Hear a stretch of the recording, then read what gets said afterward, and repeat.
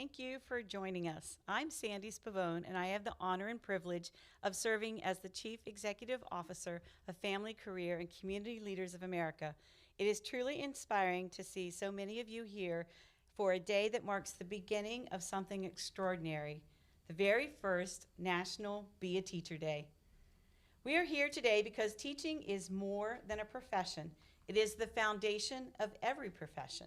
Every scientist, every nurse, every engineer, every artist, and every leader can trace their beginnings back to a teacher who saw their potential and helped them discover their purpose. Teachers are the heartbeat of our communities, the spark that ignites every dream, and the steady hands that shape our nation's future. And yet today, across America, the profession that builds all others is in crisis. According to the National Center for Education Statistics, nearly 3 out of every 4 public schools reported challenges facing teacher vacancies during the 24-25 school year, and most said the shortages were worse than previous years. The Learning Policy Institute recently reported that more than 411,000 teaching positions nationwide are either unfilled or staffed by individuals who are not fully certified. That means nearly 1 in every 8 teaching positions in our country is vacant or filled by someone still working towards certification. 48 states and the District of Columbia now report widespread shortages, particularly in special education, science, and math, where the need for qualified teachers are the greatest. Behind those numbers are not statistics. They are students sitting in classrooms without a consistent teacher, students whose futures are being shaped by systems struggling to keep up, and students whose potential is waiting for someone to believe in them, to guide them, to teach them, and to remind them that they matter. That is why Family, Career, and Community Leaders of America, or FCCLA, developed and leads National Be a Teacher Day. For decades, FCCLA has prepared students for careers that support families and strengthen communities. As the teacher shortage grew, we recognized the urgent need to take action, to inspire students to explore teaching as a meaningful and rewarding career, and to restore pride and respect for the profession that shapes every other. National Be a Teacher Day was created to do just that, to elevate teaching, connect future educators with opportunities, and unite schools, organizations, and communities across the country in celebration of those who teach. Before we begin, I am honored to introduce the incredible speakers joining us today, each representing a unique perspective on the importance of education. Please join me in welcoming Allison McIntyre-Rieger, Indiana FCCLA State Advisor and Executive Director of LEAD FCS. Dr. Brady Fleming, Associate Superintendent of School Improvement for the Waukee Community School District in Iowa. Jill Cook, Executive Director of the American School Counselor Association. Peyton Holland, Executive Director of the National Technical Honor Society. Aaliyah Police, aspiring educator and first-year student at Bridgewater College. And Kimberly Wilson, veteran educator and former ACTE National Teacher of the Year. Thank you all for being here and being part of this milestone event and for your leadership in advancing the teaching profession. This movement is not one organization's effort alone. It is powered by a collaboration through National Be a Teacher Day Coalition, a partnership of colleagues, associations, and companies dedicated to addressing the educator shortage and inspiring the next generation of teachers. These partners are hosting events, sharing resources, and opening pathways that help students see teaching as a purposeful and impactful career. I am honored to recognize our 17 coalition partners who have made this work possible.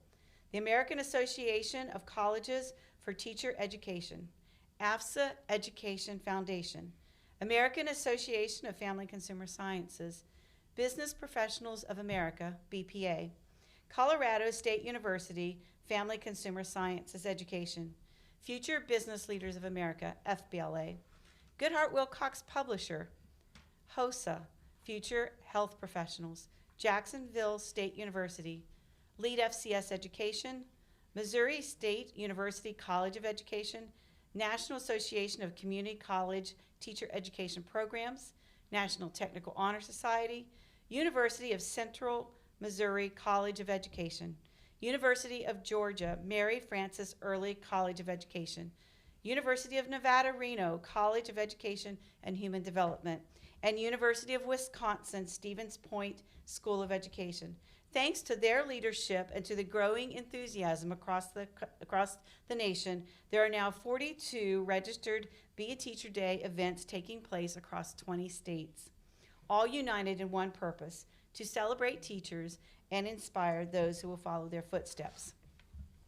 Imagine the difference if every student in America had a teacher who saw their potential, believed in their future, and helped them find their purpose.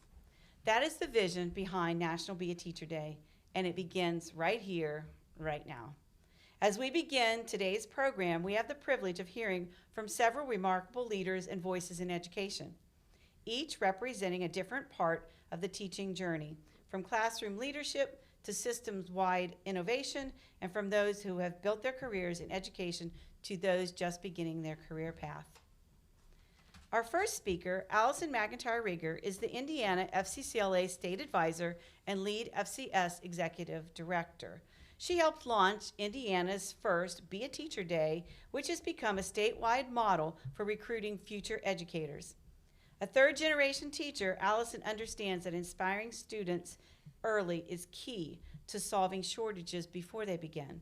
With 45 states reporting teacher shortages in critical areas like special education, science, and math, her work shows the importance of sparking interest in teaching while students are still in high school. Please join me in welcoming Allison McIntyre Rieger.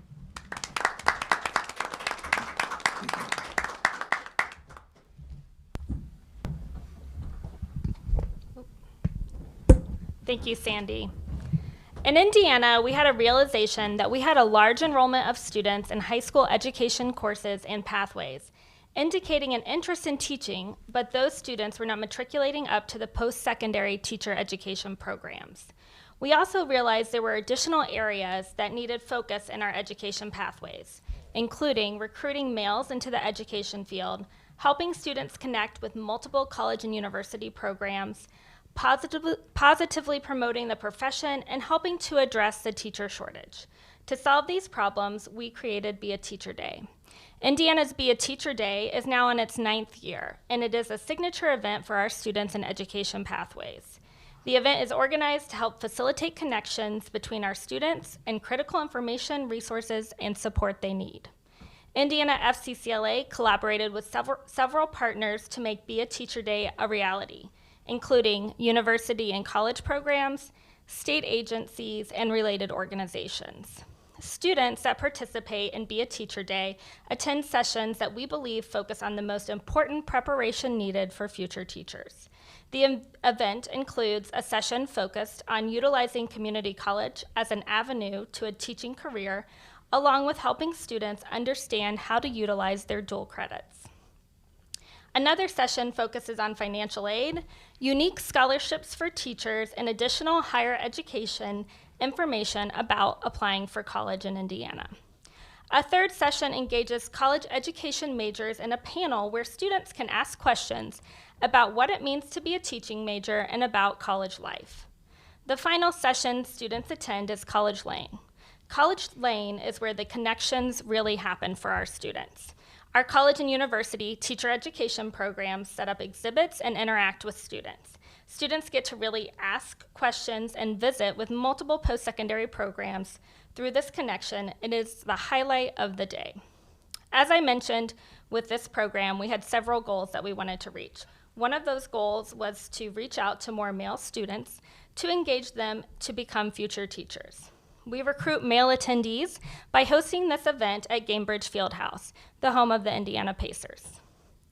After the event, students spend time eating and exploring downtown Indianapolis and then return to attend the Pacers game. Another priority for us was to promote the profession in a positive manner. We engage our Indiana Teacher of the Year as a keynote speaker, highlighting the best and brightest of the profession. Through the years, we have learned students who attend increase their positive impression of teaching and have an increased understanding of what it takes to complete a degree in teaching. What started as a small event has grown and at times is as large as 750 students in 30 college and university programs. One message that we continuously share is for people to explore teaching something that they are passionate about. If you are interested in music, consider being a music teacher. If you love science, explore being a biology or chemistry teacher. If you love culinary arts, then you should explore family and consumer sciences. Secondary teachers are in high demand, and it is a wonderful opportunity for you to study an area of interest while also becoming certified to teach. We have many participating college and university programs that share information about secondary education pathways. In addition to addressing the teacher shortage through Be a Teacher Day, we also want to highlight some other initiatives working to solve the problem. Locally, we see schools creating signing days for students pursuing a degree in education. This increases public awareness about teaching opportunities and positively promotes the profession and those entering it. Additionally, some areas are even offering local incentives to students pursuing education degrees, including guaranteed interviews, scholarships, or even signing bonuses for returning to their local school system. On the national level, we see many partnerships working to address the teacher shortage.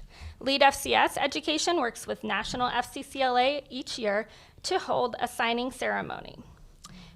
These students are pursuing degrees in family consumer sciences education.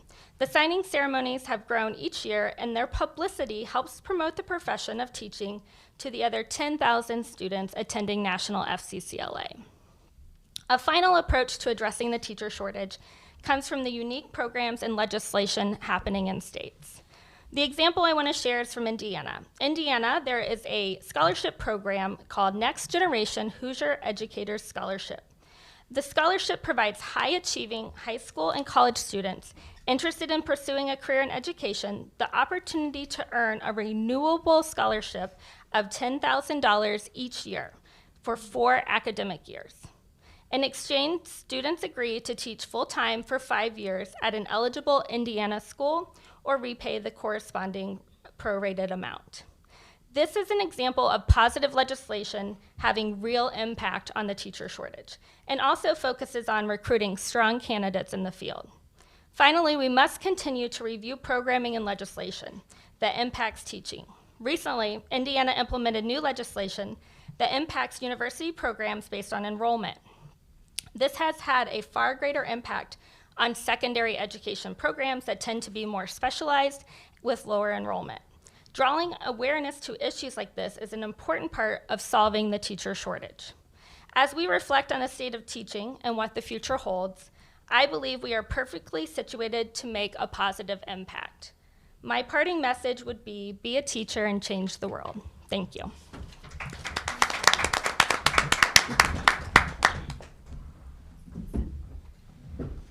Thank you, Allison. That was fantastic. Speaking of leadership that transforms education at the local level, our next speaker brings firsthand experience navigating the realities of staffing challenges while keeping student learning and support at the forefront. Dr. Brady Fleming serves as the Associate Superintendent of School Improvement for the Waukee Community School District in Iowa, supporting more than 14,000 students. With nearly 75% of districts reporting difficulty hiring teachers, he calls the teacher shortage a societal crisis, not just an education problem. Because when schools cannot find qualified educators, entire communities feel the impact. Dr. Fleming believes the long-term solution begins with treating teaching as an essential and respectful profession, reminding us that investing in teachers is investing in the nation's future. Please join me in welcoming Dr. Brady Fleming.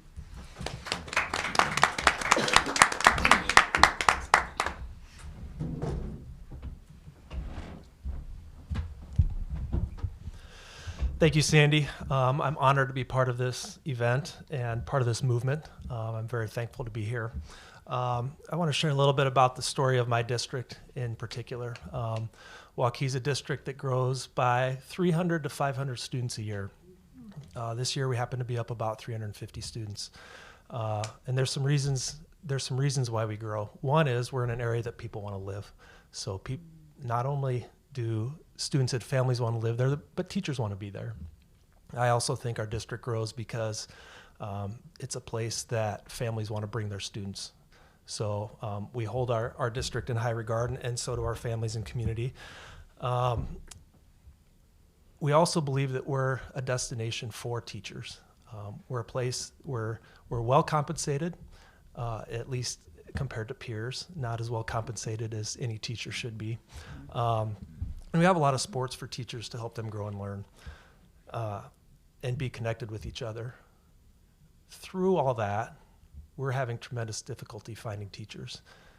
So selfishly, we think about our own district and how do we find people, but we really worry about neighboring districts or some rural communities and how in the world are they finding the teachers that we can't find. As Sandy mentioned, some areas such as special education, math, science, FCS, world languages, tech ed, we sometimes go months without candidates. So how are the other districts doing it? What do you do in situations like that? Do you hire underqualified teachers? Do you outsource to online vendors? Do you just not offer courses and programs? That's not right. So when you think about our nation, education is a cornerstone of our society. All students have the right to learn, and all students should be learning. We can't reduce those opportunities for our students by not offering programs or offering them to through underqualified people. So we've got to tackle this, or we're going to reduce opportunities for this future group of children. I want to talk a little bit to policymakers and lawmakers, and then I want to talk to students. So first, to policymakers and lawmakers, I challenge you, invest in education because you're investing in our future. We can't do it without the monies that it takes. But more than that, explore creative alternative licensure while maintaining high standards. Allison shared some of that in Indiana. We've had some of that happening in Iowa that's been highly successful. But we need to continue to get creative with how we bring highly qualified people in through different pathways while keeping those standards high. I really want to talk to students. So we have one on the panel here. I had the opportunity last week as part of one of our Build Our Own programs. We have an Intro to Education class, and there were I think there were 28 students that we spoke to last week. Almost all of them still want to be a teacher after being in this class, but I would ask people who know they want to be teachers and people who aren't quite sure, what kind of profession do you want to be in regards to your daily work? Teaching's not boring. It's not repetitive. If you want that for profession, there are those jobs. But if you want a creative, dynamic, collaborative environment in which no 2 days are alike, teaching just might be for you. If you want to change the lives of a single kid, you can actually see that happen every day. You don't need to wait for a year to see if your impact was made. You can see it every single day. There are some industries and professions right now that graduates are coming out and they're having a hard time finding jobs. If you're a good teacher, you're in demand. We want you and we need you badly. So to those Intro to Ed kids, we want you to come back. We'll hire you. So keep that in mind. This is becoming a high demand profession, and we want you and need you. Last, to students, here's what I would challenge you to think about. Come along and change a life. Come along and change a community. Come along and change a nation. Thank you.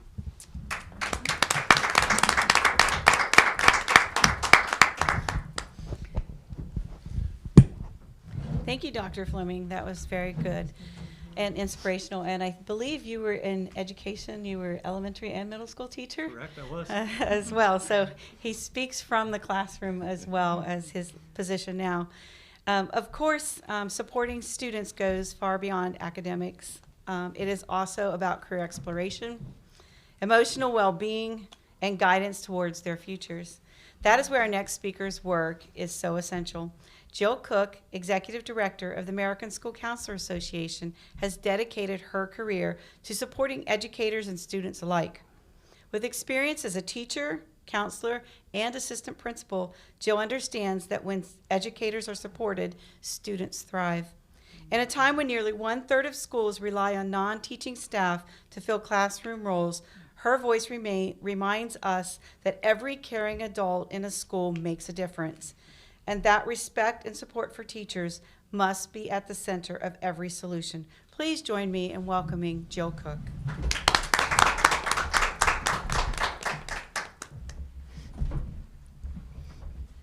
Good morning, and thank you so much. It is such an honor to be here as a former teacher, as the daughter of former high school teachers who later became college professors, as a niece of an aunt who was a teacher, and many, many cousins who were teachers. And I used to say that education and teaching must be our family business. And if it weren't for that, it was such a backbone of my growing up. And I wanted to give a special shout out to my first grade teacher, Mrs. Horeen, who made me want to be a teacher. That's something I always carried with me. And we know that teachers are the heart and the backbone of a child's academic life, but I also want to talk a little bit about the school counselor and their role in this journey, especially around career development. So one of the things that's really important to know about the role of the school counselor, how many had a guidance counselor back in the day? So today's school counselor is not the guidance counselor of old. It's not just about hugs and hankies. I like hugs and hankies, but today's school counselor is rooted in data, in school and student data. About 20 years ago, my association, the American School Counselor Association, created a model, a framework for school counseling programs, because what we found, and I know it from my experience as a school counselor, what happened in one school was not the same in another school in the same district, and it varied from district to district, and the role was often left to the whim of the school's principal. And we worked to give the profession common language and a common framework for how to do the work. So it's not reactive, it is proactive. It's looking at the data to see what the students and schools' needs are, and then creating a comprehensive school counseling program around those needs. And that work is done through classroom instruction, working hand in hand with the teacher, through small groups, through individual counseling, through individual advisement, through working with families. So it's comprehensive, and then you look at those outcomes to see if what you're doing is making a difference. I remember it back in the day. I used to pull out a lesson from the filing cabinet because I liked it. It was literally random acts of guidance. But today's work is intentional and proactive, and again, rooted in data. And a school counselor's work is really around three primary areas. It's supporting students' academic development, their social and emotional development, and their career development. And really, that career development is our whole goal for education. We want students to leave us knowing and being ready for whatever post-secondary opportunity comes along. School counselors today are not just about high school, college applications. That used to be the case. School counselors today do this work K through 12, and the career development work is kindergarten through 12th grade, starting with the little ones around awareness and then moving into exploration. It can be bringing speakers into classrooms. It could be having career days or career fairs. And fun fact, when I was an 8th grade school counselor, I ran our school's career day, and I decided to invite the managing editor of the newspaper to come in and talk to the students about journalism. And 30 years later, that person is my spouse and 4 children later. So I owe my marriage and my beautiful family to Career Days and career development. So school counselors really help students find what they're good at, what they're passionate about through career assessments, interest inventories. They help them think about what they want their life to look like. And, it's easy to ask the question, what do you want to be when you grow up? But it's really what's your passion? What drives you? Then how can I help you find what might be a good fit for you? We know today, not just in teaching, there are so many openings. We have a shortage of skilled trades. In my association, we have businesses and industries coming to us almost every day saying, how can I help school counselors know more about our business and industry? So students will want to pursue them. So a school counselor can't be an expert in everything, and we know it changes so rapidly, but there are so many wonderful tools and resources that schools and school counselors utilize every day to help students as they explore and have the navigation or have virtual career shadowing or job shadowing. In Colorado, there's a group there called CareerWise Colorado, and they've done a statewide apprenticeship program, and they've included in recent years teaching as one of those apprenticeship opportunities for high school students to explore. And just like with teaching, having shortages, we have shortages in school counseling across the country. That did not used to be the case. We always had more certified individuals than we had job openings, but that's just not the case anymore. So as we've heard earlier about thinking about alternative pathways to licensure, we need to think about that for school counseling as well. In Oklahoma, at one point, there were more emergency and provisionally certified school counselors than there were ones who had a traditional certification. So our association partnered with the Oklahoma Department of Education and the Oklahoma School Counselor Association, and we still are offering this. So those who have those emergency certifications work with us through an online training program that we created so they can get the skills and information they need to be able to successfully work with each and every student in the school.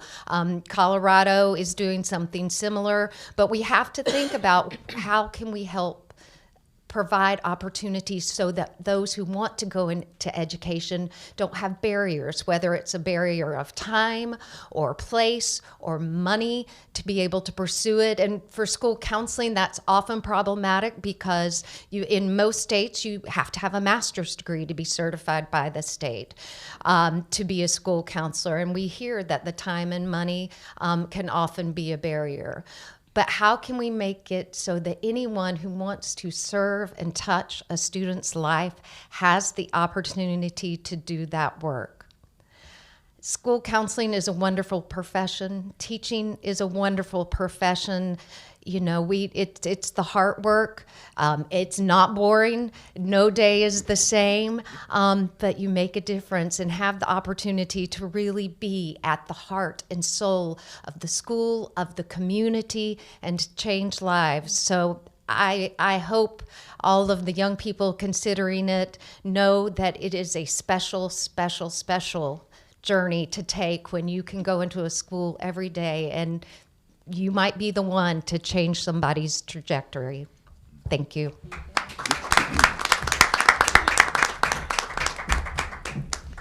Thank you, Jill. That brings home the point of every position in the school has to be filled for success. So thank you for that insight. As students explore future careers, developing technical skills and engaging in hands-on learning opportunities is more important than ever. Our next speaker has made it his mission to connect classroom learning with real-world workforce readiness. Peyton Holland is the Executive Director of the National Technical Honor Society.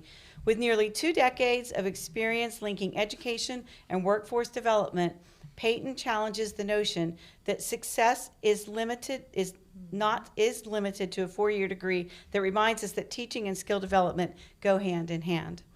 With 86% of public schools reporting challenges hiring educators and growing gaps in technical education fields, Peyton emphasizes that elevating the role of educators in every discipline is essential to rebuilding the nation's workforce and inspiring future educators. Please join me in welcoming Peyton Holland.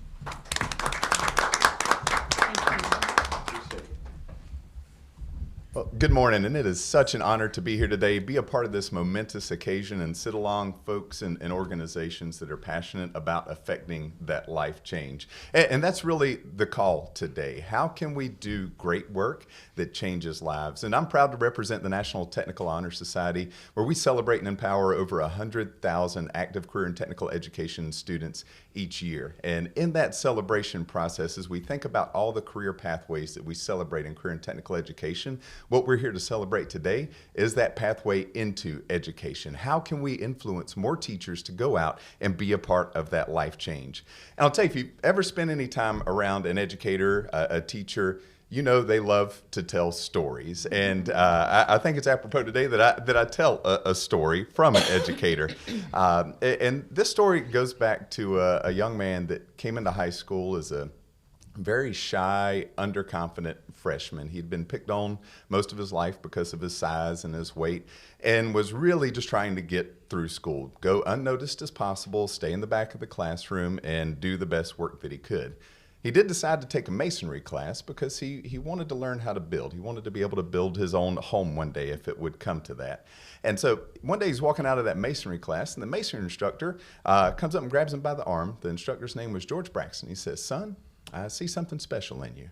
I want you to join this organization called Skills USA, and I want you to compete in the job interview competition. I think you'll do great at it."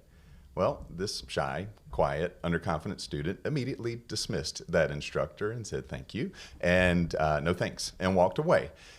For 2 weeks straight, the instructor said, "Son, I see something special in you," and continued diligently to deliver that message to that student until he finally promised him a meal when they went to that competition, and the student gave in and said, "Yes, okay, I'll give it a shot." But what you see is Mr. Braxton wasn't just in that classroom to teach bricklaying. He was there to teach students how to believe in every skill set that they brought to the table. And if they didn't know what those skill sets were, it was his mission to help them discover those skill sets within them, to help them build the confidence and the charisma they need to go out and tackle whatever it is that they wanted to tackle in life. So through that program, through that masonry program in Skills USA, Mr. Braxton, he not only taught that student how to build walls, but how to build a future for himself, and gave him the confidence to start believing in what he could do for himself, gave him the ability to start communicating about skill sets that he didn't even know he had, and to build a future that he never knew existed, because he let everyone else define what he could and couldn't do based on what they assumed about his abilities. And I'm proud to say that that young man has been able to go on and share some of that impact with others, and is standing in front of you today as the executive director of the National Technical Honor Society because Mr. Braxton said, "Peyton, I see something special in you." That's what education is all about. How we can inspire folks to get in that classroom that have this incredible gift to believe in someone's skills and ability. But there's a sad twist to this story, because that masonry program that changed my life, it no longer exists at that high school. When George Braxton retired, they couldn't find a qualified instructor to fill that program. And we don't have an instructor to fill the program, the school quickly goes into allocation mode and says, well, what else can we put in there so that this space is not going to waste? A program that changed not only my life, but countless other lives through that empowered students to go out and be entrepreneurs in the community, to not just build better lives for themselves, but build better lives for others by employing other people in the community, no longer exists because we could not find a qualified instructor. And that story at that high school is not unique. We've heard it today. We see it all across the country. Across America, career and technical education classrooms sit dark and eventually close down because we cannot find the qualified instructors needed. Every year, there's over 15,000 career and technical education instructor positions open. Far too many of those are going unfilled. 30 states this year alone stated that they couldn't fill the CTE positions that they had open in their schools. And what makes it even more challenging, when you think about career and technical education, folks that are coming in from industry, right? They could be masons, carpenters, healthcare workers, you name it, any area and profession that you think of. On average, they can make about 20% more working in their profession and industry than they can in the classroom. So what kind of value proposition does that give for folks to choose education over the professional pathway? And in that same conversation, as we look at the national picture, we've got an enormous challenge that we're up against. We heard it here just a minute ago about the skills gap that we're facing. By 2032, we're going to be short 6 million workers across all professions, at all levels, all educational capabilities. There's going to be more 65-year-olds in our country than there are 16-year-olds coming into the workforce. So we're not filling that gap with the bodies that we have, much less the being able to turn out the students, because we're having such a shortage in our classrooms today. If we look at construction alone, 92% of employers this year said they're having trouble filling the gaps. There's a shortage of 400,000 construction workers right now in healthcare, a 300,000 gap in registered nurses alone, and that's just 2 industries. When you think about all the professions that you interact with on a daily basis, that's just the tip of the iceberg. But I do have hope for you. There are solutions that work out there. And I want to share, in the theme of story, another story for you. In North Carolina, we were losing masonry programs at a rapid rate. The North Carolina Masonry Contractors Association said, we've got to do something about this. We can't wait for someone else to solve the problem. So they stepped up and started developing relationships with every school that had a masonry program that was now losing a masonry program, and with schools that had never thought about having a masonry program. And we went from rapid decline in masonry programs in North Carolina to 30 new programs that never existed before in just a matter of 3 years, because that one association pulled the industry together and said, what we've got to do is provide supplies and resources, because career and technical education can be expensive. We've got to outfit the shops with that. We've got to train teachers to make sure they not only know the great skill sets of how to perform the masonry tasks that they need to in that classroom, but also how to be great educators in that process, because a lot of these educators are coming in from industry. And then to develop a local relationship with contractors in that area, so that teacher always knew they had someone in industry they could go to get support when they needed it, to come in and engage with the students, and most importantly, to hire the students once they got through the end of their educational journey. They built an ecosystem that has made masonry education in North Carolina incredibly strong, and an example that the rest of the country is looking for. So as we talk about all that, I've just got just a couple of call to actions for folks today. As we look at the impact we can make in education, and if we want to truly close the skills gap, both when we look at professional industries, our masons, our carpenters, our healthcare workers, our cosmetologists, and educators, I want to start with talking to our National Technical Honor Society members out there. We've got 1.2 million alumni. You know who you are. We've got 100,000 active members. If you have a desire to get into education, know that there's scholarships available for you to do that right now through NTHS. I'm talking to you. Go apply for those scholarships and get into the education field right now. My other challenge and call to action is for industry. If you're complaining about not getting access to workers in your field, you need to be in the halls of the school that is right down the road from your office and having a conversation with the educators there. If a program doesn't exist that's going to pour into your industry, you need to work with that school system, work with those educators to build that program and go along with it. Financial resources are great, donating equipment is great, but you have to be engaged. If you want to build a future workforce, you have to be a part of that process. And lastly, we've heard it up here, to our educator systems across the country, we have got to build lateral entry programs that allow people to come in through alternative certifications and make that easy for them to come in from industry and into the classroom. And in that process, we've got to make it attractive for them. We've got to make the value proposition such that they see the power of what they're building in that classroom, and they can be financially rewarded for that too. So the solution for America's workforce shortage, it doesn't start on a job site. It starts in our classrooms. It starts with a teacher. It starts with this conversation today. It starts with folks like Mr. Braxton. He didn't just build walls. He built people, and he built futures. I want us to rebuild our workforce, our communities, and our futures. And if we want to do that, we've got to start investing in education and those future educators today. Thank you so much.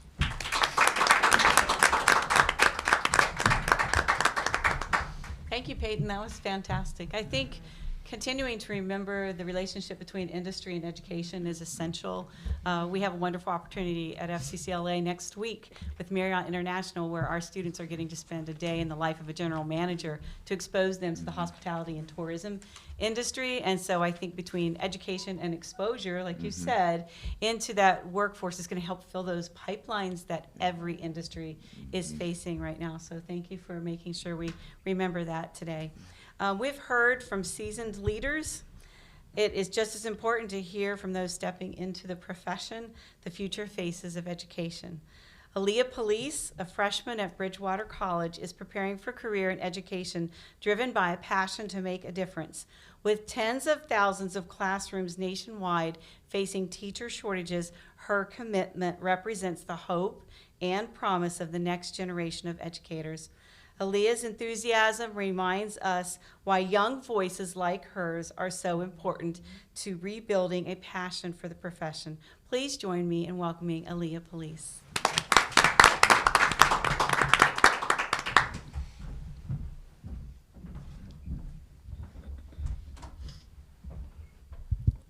Thank you, Sandy. So my perspective is a little bit different today.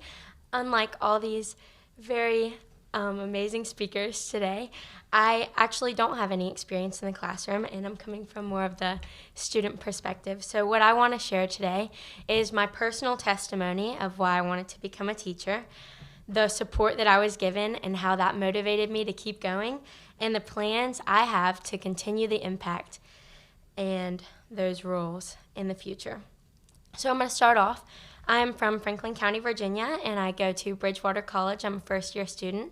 My major is Human Development and Family Sciences with a secondary education of Family and Consumer Sciences role for that. I'm going to start off with my testimony pretty early. So in elementary school, I knew that I wanted to have a career that helped people. I was very passionate about helping people. I didn't know if I wanted to be a nurse or be a teacher, but I knew that that was something that I was really interested. Moving forward into middle school, it became more and more strong that I knew that I wanted to be a teacher. And then moving into high school, my freshman year, in the spring semester, I met my biggest mentor, my biggest role model, Mrs. Taylor Payne. I think that everybody at this panel and every student that you talk to, and even adults now, can tell you at least one teacher role model that has made a lasting impact on them, and that's exactly what she did. I'll give a short story. So in my freshman year, I was going through a couple hardships, and Mrs. Taylor Payne just took me under her wing. Like everybody in her classroom, every single day, she showed up. She made sure that every student felt cared for, felt heard. And that is so important in the classroom. No matter the content that you're teaching, no matter where you're at in the United States or even in the world, the passion that you have in the classroom shows. And I could feel it, and I know many other students in the classroom could feel the passion that she had. And that really motivated me, not only as a student to continue to do good in school, but to return that impact and continue my future career as an FCS educator. So once I decided that that was going to be my career, that I wanted to for sure be an FCS educator, I decided, and everybody at my school, I mean my teachers, my guidance counselors, my principal, my school board, everybody was fully on board. They took the next steps for me and kind of pushed me, even when it got a little uncomfortable. They just made sure that all of the opportunities that even I didn't know about were available to me. My advisors for FCCLA pushed me to become a state officer since I was so interested in FCS, and that opened so many doors for me. I would not be here today if it were not for the impact of Mrs. Taylor Payne and all the mentors that I had at Franklin County High School. And the importance of that support really just builds everybody who is interested in becoming a teacher, and even throughout their future careers, whether they want to go into education or not. And continuing that, the support that you get in high school, I feel, is so significant in your career. If you want to be a teacher, that's where you're going to decide. People don't decide they're going to be a teacher later in life, and sometimes they do, but that all like roots from the teachers that you had and the good experiences that you had, and that is so significant that you get that support and take advantage of those opportunities that you are given. So I would really encourage all of the students who maybe don't know what they want to do, lean into education, take a class, step into that opportunity, even if it's a volunteer opportunity, or try to student teach. Take the big leaps, even when they're really scary, because they are, and even when it's getting in front of your peers. I know that that gets really scary, especially as a teenager stepping in front of another teen. It gets really scary. But you can do it, and just be bold, be yourself, and allow yourself to make the impact, the positive impact that you feel. Do what you're passionate about. There is a teacher out there for everything, no matter what you're passionate about. It's so needed. So going throughout, I had all that support, and I'm finally in college, and I'm learning about what I'm passionate about and what I want to do. And planning moving forward, I'm so honored that I have the opportunity to foster that welcoming, very passionate environment in my classroom. I want students to come in, I want students to feel welcome, and I want students to feel like they are at home at school, because that is what I had in my own classroom with Mrs. Taylor Payne. The impact just from one student makes the world of a difference. If I go into school every single day and am able to make one positive impact, whether that's on a group of students, whether that's on my whole school, whether that's on my community, my state, and the nation, I know that my job is done well. And I believe that every single person working in a school, not only as teachers or guidance counselors, but the cafeteria workers, the janitorial staff, everybody is there for a reason, and everybody's purpose really is getting fulfilled. And as long as we can make that single impact, we know our job is done right. My message to students: I've been in your shoes. I know it's hard, but be bold. Take advantage of every single opportunity that's given to you. Whether you are comfortable with doing it or not, take the big steps. Be uncomfortable. Just lean into the things that you are passionate about and really strive to make your excellence yours.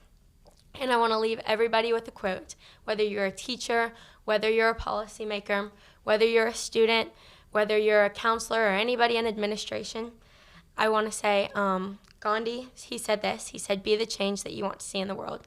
And this is so significant. Whether in whatever lens that you see it in, just be the change that you want to see. Do what you're passionate about. Thank you.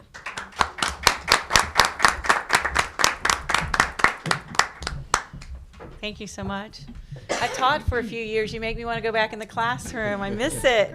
That was awesome. Thank you so much for sharing that, Aaliyah. And we look forward to having you in the classroom. And I think she's right that every single one of us could picture and name the teacher that we had. So being that person for someone else is really an inspirational opportunity. Aaliyah's strong sense of purpose and your commitment to mentorship carries us perfectly to our final speaker, someone who has spent her career nurturing and empowering teachers. Kimberly Wilson, the 2020 Association for Career and Technical Education National Teacher of the Year, brings more than 34 years of experience in education. She has taught, mentored, and led countless educators, always championing innovation in teaching. Kimberly reminds us that teaching is the foundation of every other career, and that empowering teachers today ensures opportunity for every student tomorrow. Please join me in welcoming Kimberly Wilson.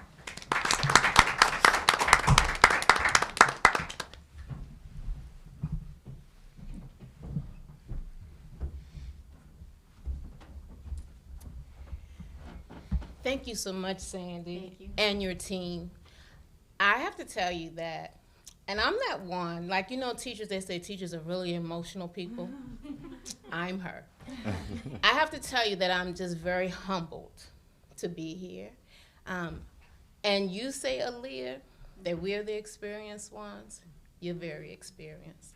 And so following behind you, I got some shoes I got to dig into. So I will reflect a little bit.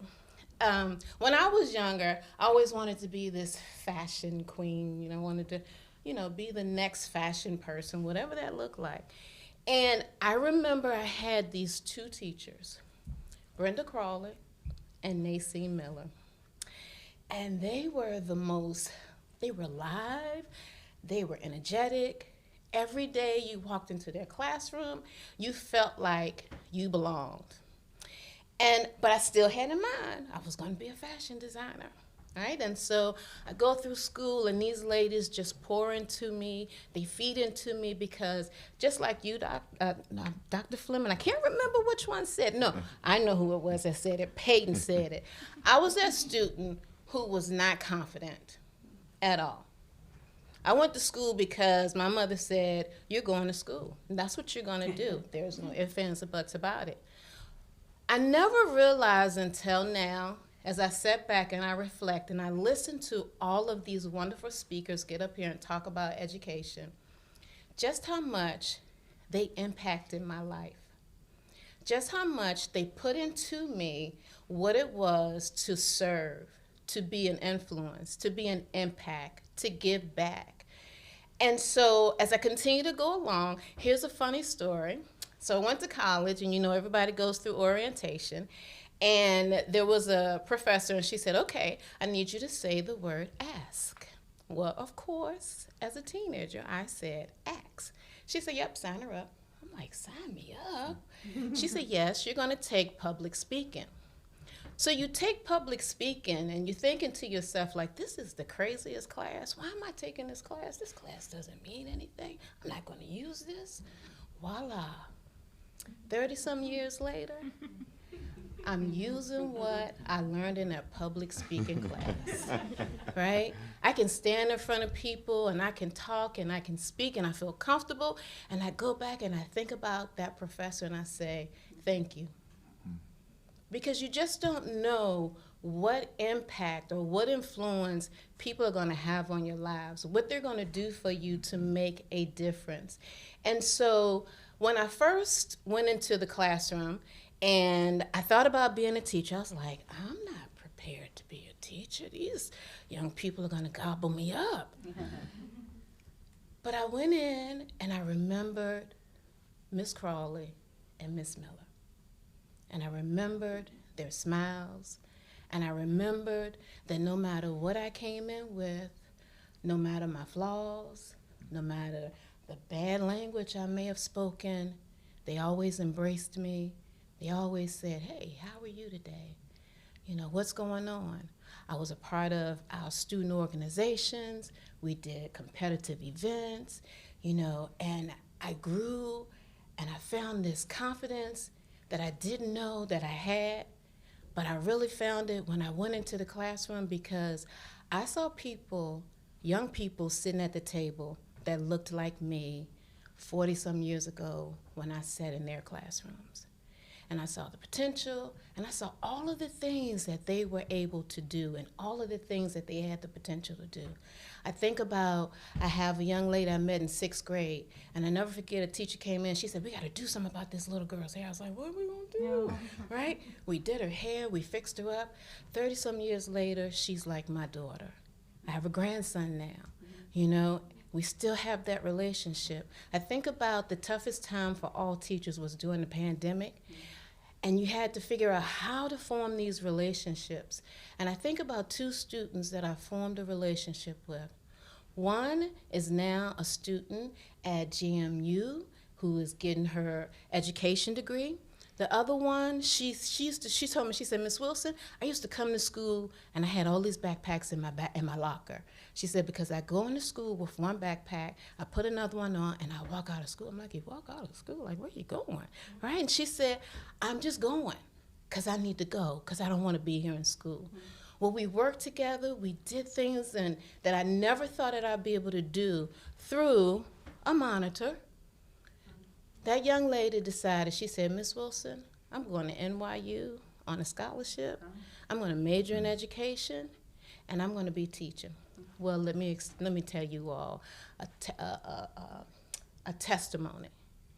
That young lady went to school 4 years, scholarships and grants. She studied abroad for 2 semesters. She called me last week. She said, Miss Wilson, guess what? I said, what? She said, I'm a 4th grade teacher in Chinatown for special education. the impact that we make. All of us make. Administrators, counselors, students, National Honor Society organizations, programs for FCCLA, just preparing and giving our students that one opportunity, that one chance to show what they can do. And here's what I'll leave you all with. So I have a brother who's 15 years younger than me. And he always used to say, I'm not following behind you. I'm not going to that school that you're going to. And so he did. He went. And when he graduated, he went into education. And now today, he works with students who are at risk. He said that his mission is that he wants to make sure that students have what we had. Because you remember those two teachers I talked about? Brenda Crawley and Nacy Miller, they were also my brother's teachers. Mm-hmm. And they also inspired him too. And so I would say, as everyone else is challenged, to those of you all who are in the industry in the field, to those of you all who have retired from some of these skills jobs and you want something else to do that gives you that life, that zeal, become an educator. It will be the best thing that you've ever done for yourself. It will be one of those things that when you go home at night, you'll say, whew, that was pretty cool. And you get back up the next day and you go back. And let me say this, it's not always easy, but the reward of it is something that no one can ever take away from you. And so I tell people all the time, I retired from the classroom, but not from education. I'm always going to be an advocate. I'm always going to be a part. You're always going to find me somewhere talking about education and what it is and what it does and how we need you and why you should be in the classroom or why you should be a school counselor or why you should be an administrator or why you should be a part of an organization that is preparing young people for the next phase and stage of their lives. You should do it, because I promise you, you'll never regret it. I've never regretted one day of being in the classroom for every day that I get to hear someone say, thank you. So as I close, I invite you to be a part of a profession that will change your entire life for the rest of your life. Thank you.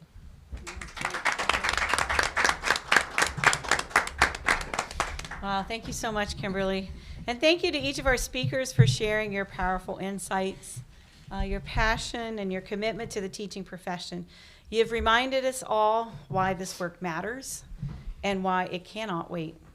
The teacher shortage is one of the greatest challenges facing our nation, but is also one of our greatest opportunities.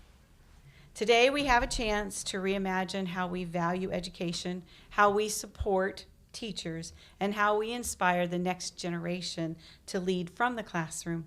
The solution begins with belief in the power of teaching, in students who will one day become teachers, and in our shared responsibility to make this profession one that is respected, supported, and celebrated.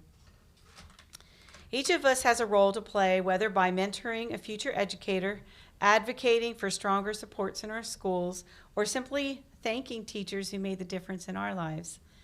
When we lift up those who teach, we lift up every profession, every community, and every future that follows. As we celebrate this first ever National Be a Teacher Day, let us remember this.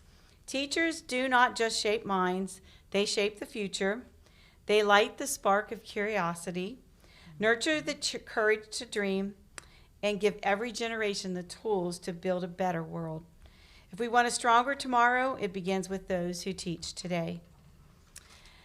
To everyone joining us here in Washington, and to those tuning in from all across the country, to our partners, our educators, and our future teachers, thank you for being part of this national movement. Together, we will strengthen the educator pipeline, restore pride in the profession, and ensure that every student in America has access to passionate, prepared teachers who believe in them.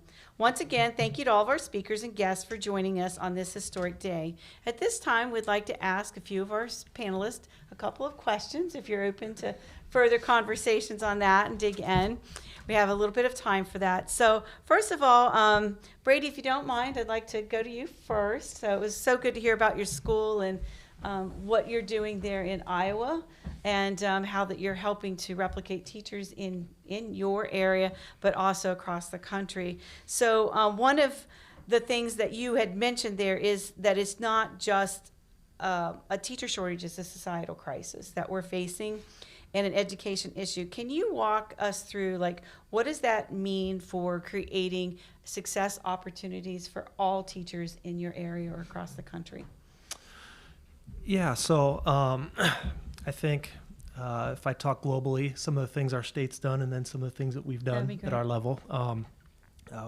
Multiple people here have talked about options for alternative licensure, and our state has explored that and introduced that, and that's been successful. Recently, just a couple years ago, the state introduced a paraprofessional to teacher grant opportunity. That allowed paraprofessionals to work as paraprofessionals, to get paid as paraprofessionals, have coursework paid for, and learn kind of on the job. And then we had to get a little creative to figure out how to get them student teaching experiences while still paying them. We had a few dozen people that went through that program, and we hired multiple special ed teachers out of that program into the classroom, which was amazing. So I think on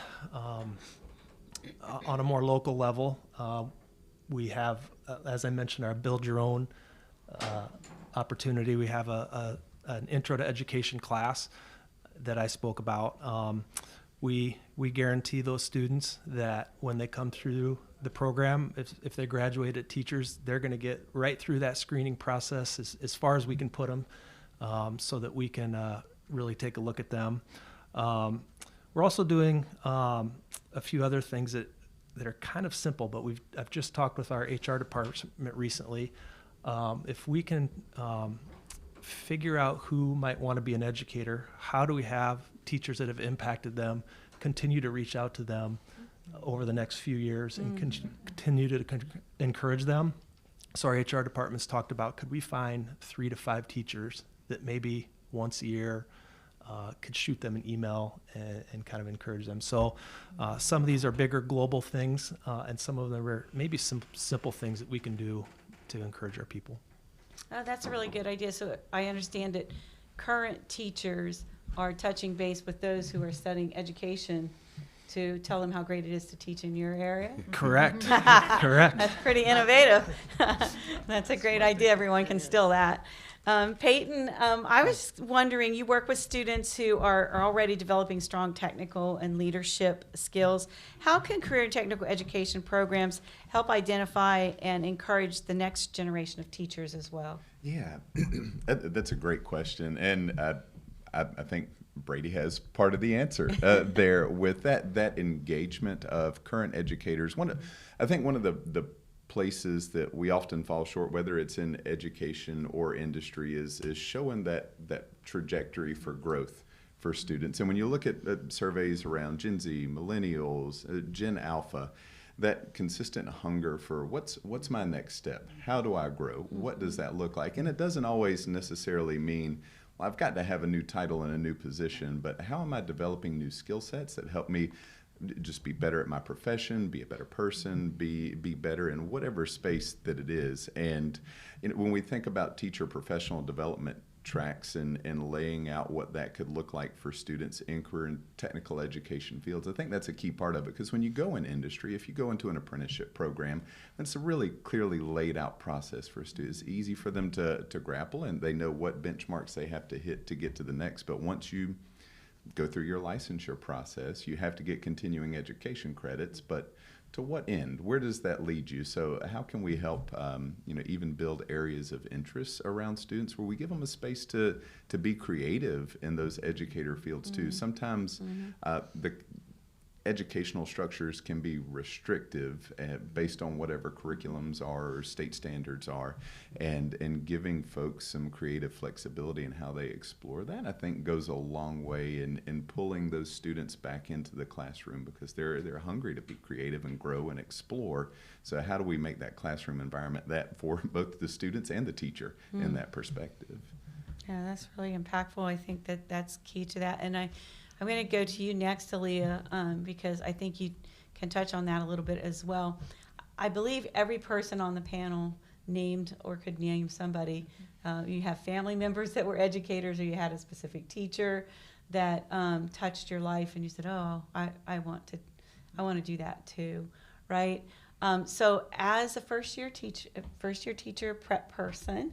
In college, if you're talking to students that might be in high school right now, juniors and seniors, and they're, oh, what do you want to be when you grow up? Facing that question, and they are thinking about education as potential, what's one of the first steps they might want to do to pursue that, and maybe to think, oh, yeah, that is what I like? What would be something they might be able to do?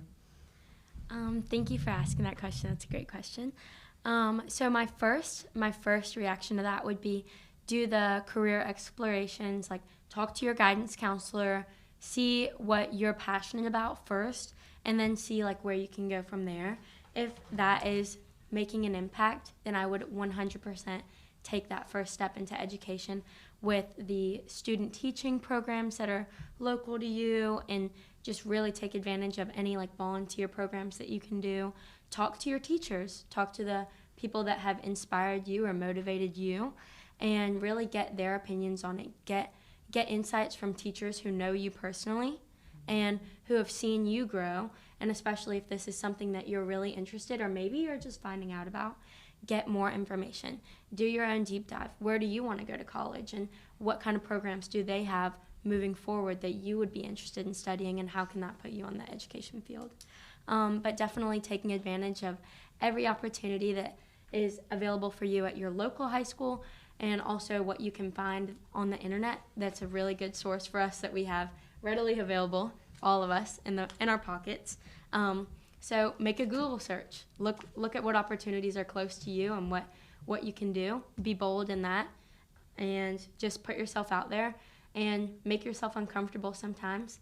Take the big steps. Fill the shoes of people who are above you, and even though it seems very hard, just be bold in what you're doing and try to do stuff that even challenges you a little bit more than you think you can handle.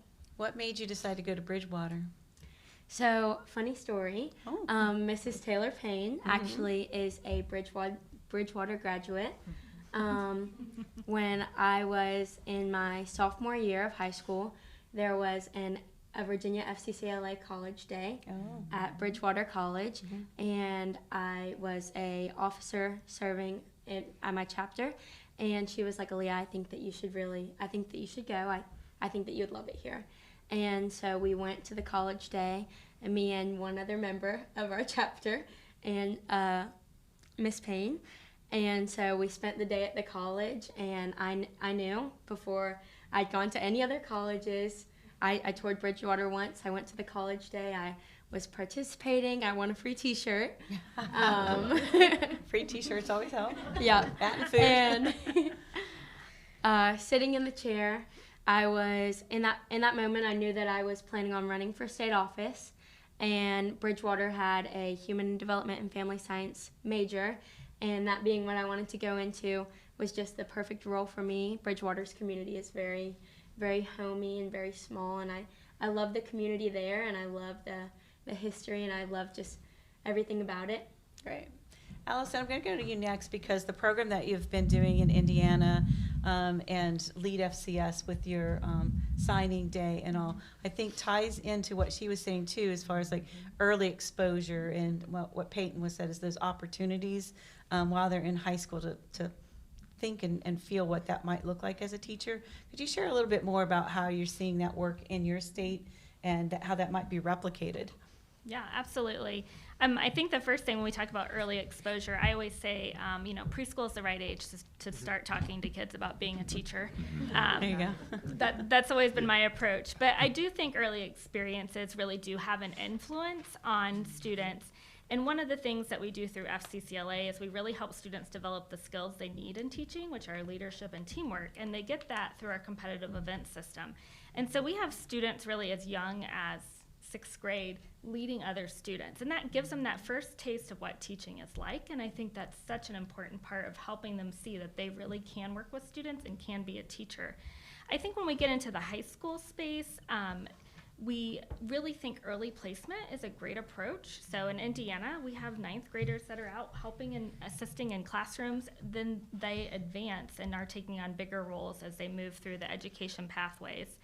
Something else that I really feel is important about our teaching shortage is really exposing students to the areas of need. And so I myself taught the education pathway, and I really did try to make sure students had a variety of placements.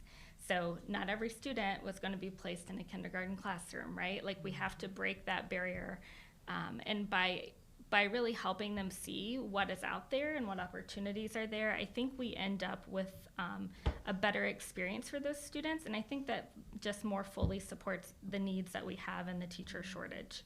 The last thing I think is really important is that we help students understand what they have and what they've already earned. So a lot of students in Indiana have earned dual credit, a pretty significant amount, and we really need to do a better job of helping them understand how to transition that credit into a teaching degree.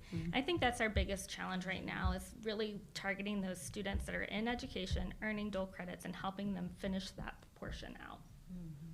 That's fantastic. Yeah, thank you. Jill, as we know, there's school counselor shortage as well as an educator shortage, and school counselors play such a critical role in discovering their strengths and their career goals. And I know some school counselors even cover more than one school at this point. How can counselors, with the limited time that they have, help more students see teaching as a rewarding, high-impact profession, or being a school counselor? How can we replicate ourselves through the school counselors that we have out there? Yeah, thank you for that question. And one thing I didn't say earlier, just to help give it some perspective, is so our association recommends one school counselor for every 250 students. The national average, K-12, is 1 to 376. But there are some places like Arizona, for example, their ratio statewide is more than 600.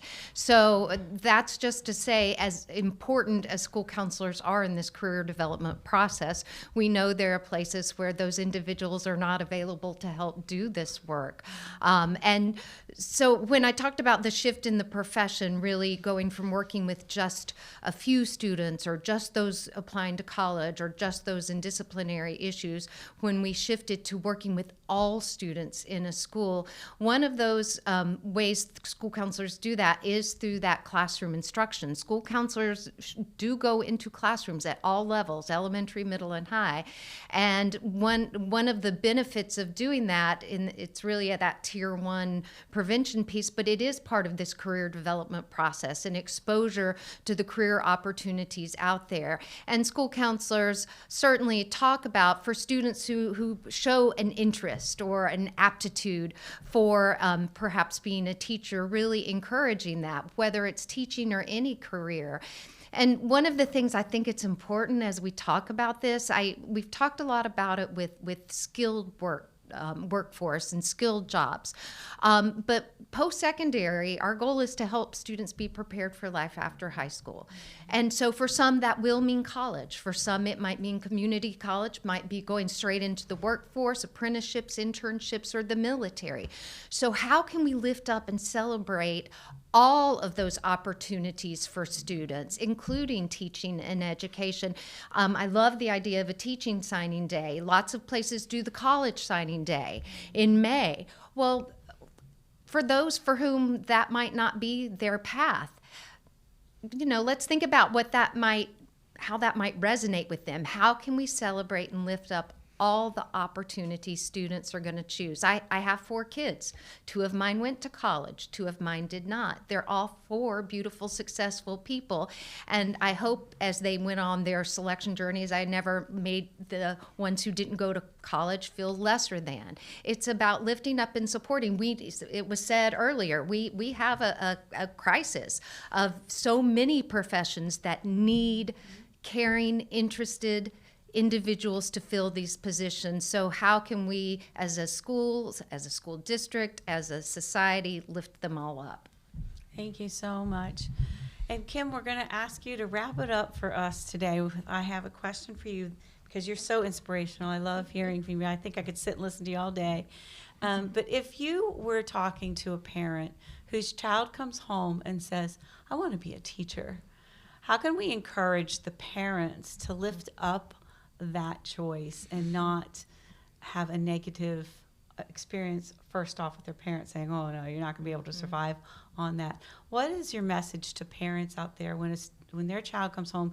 And it sounds like you've almost played a parental role with some of your own students, right? And so you've been able to encourage and lift them up in that. How can we change and help parents' mindset to help their child realize this is a really fulfilling lifelong career opportunity that changes your community and our nation? Yeah. Well, when we say teaching can sometimes be a challenge on a day, well, that's a question that can be challenging. But I think it's a question that oftentimes I thought to myself, how do I have conversations with parents? How do I help parents see the need of? And so sometimes, especially when we have like back to school night, or when we have open house, or when we have parent teacher conference, and I taught the introduction to early childhood education, and I also taught the class that we have, which is called Virginia Teachers for Tomorrow. And so when parents would come into the classroom, and some parents would, be all in, and some parents would be like, okay. And I would always say, or I would always ask them to reflect on your experience in high school, your experience in school, and who was that teacher that just nurtured you or made you feel, bubbly inside, or made you feel good inside. And then, what did that do to you? Did you say to yourself, like, I want to be able to help someone to do, X, Y, and Z, or I wanted to be able to, be service oriented and provide to others? And then the other thing that I always tell people, parents, everybody, when I think about education is one of the professions where I never had to worry about whether or not I was going to have my job. I never woke up wondering when I got to my classroom whether they were going to say, Miss Wilson, I'm sorry. I think about, and I often know people try to forget it, but I think about parents and I think about students, because sometimes students have adopted the thought process of their parents. And I would say to them, I want you to tell me one career where no one ever had to worry about whether they were going to get a paycheck, if they had health insurance. We were considered essential workers. So when it was time to be for the vaccination, we were the ones who got it. When it was time to deal with mental health, physical health, we were the ones that they said, okay, what do we need to do for our educators? What do we need to do to make sure that they're okay? What do we need to do to make sure that they have all of the things that they need in order to be successful in the classroom or behind the screen? And I remind parents of that, even in an opening spiel, or even when I'm talking to students. I have never had a day where I stressed about what I was going to be doing, because I always knew that opportunity was always going to be there. Not only that, I also share with parents that teaching is not just in the classroom, right? You shared that I was National Teacher of the Year. Well, that blew my mind because nothing I do is about me. It's always about my students. But I am in leadership in my professional organizations. I have traveled on the dime of my school district because they invested in me. And so when I share with parents, not only does your child have an opportunity to grow personally and professionally, but they have an opportunity to experience things beyond the classroom walls. More importantly, they have an opportunity to give back to someone else something that was given to them. Perfect. Thank you so much. Thank you. Well, thank you all again for being here, and we'll just leave it with the thought of be a teacher. Think about it. All of these students out there, those that are looking for another profession, there's lots of opportunities there in the classroom. So thank you all for being here. Thank you to all of our panelists again for your gift of time and expertise, and we look forward to seeing a change through your work. Thank you all.